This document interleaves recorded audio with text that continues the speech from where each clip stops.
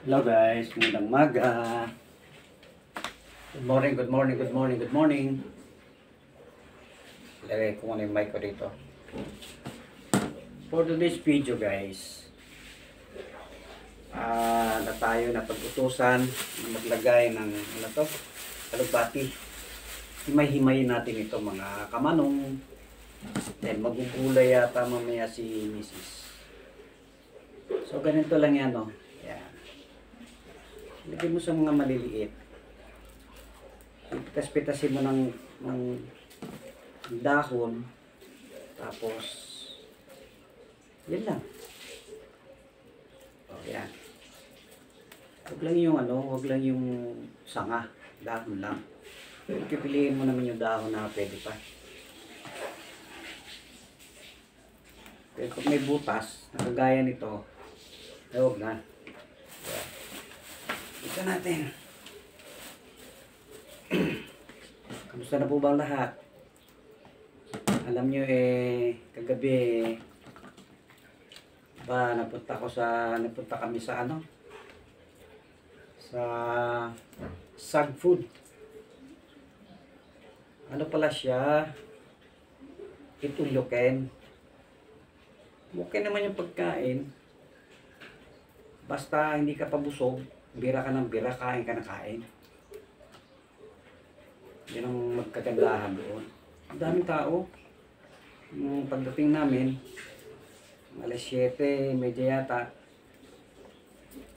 puno. Hanggang sa labas. Dinadagsa pala yun. Yung Sag Food na yan. Ayan, yung sa vlog ko, tingnan nyo. Located ito sa Aralanda sa Kwan, mga taga Bacolod. Kung gusto niyo tilawan ang pagkaon dira sa Sag Food, tupad lang da sa may Lupit Church sa Takuling, sa Libertad. Lapit lang na sa cyber.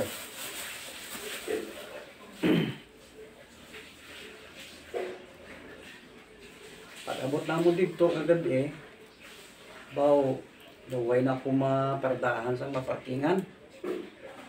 Kay puno kayo. Dito na gani ko sa punta, makangita sang akon nga paradahan, pero okay lang kay may upod ng gali ko itong mga salakyan. So nagpark ako dito. Dayon sulod after ng park, nagsulod na ako sa restaurant. Medyo crowded ang mga kakalaon, mga pamilya ka-celebrate ang birthday. Actually, dira again held ang birthday ni Iris, ang pamangkin ni Mrs. Supod ang iya mga parents, si Chukoy, kag si Iging, kag iya nga mga friends halin sa hospital man. Actually, mga nurse na sila. At mga old friends niya nag-attend. Same people, same tropa. Maayo lang kay way man sing ulan, pagka maayo man ang tiyempo. So damo gid nga salamat. Pagka ma-enjoy mo man ang ma-enjoy mo man ang venue dahil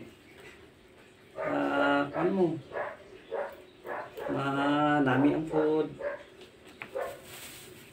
Sakto lang ang 350 per head. Di ka pa na sila masiling na maperti ka kay may ayaw man ang ilang luto. Wala, kita, magkaon kita, yung pangita, takit sang maayo nga luto. Wala. Aton kanon.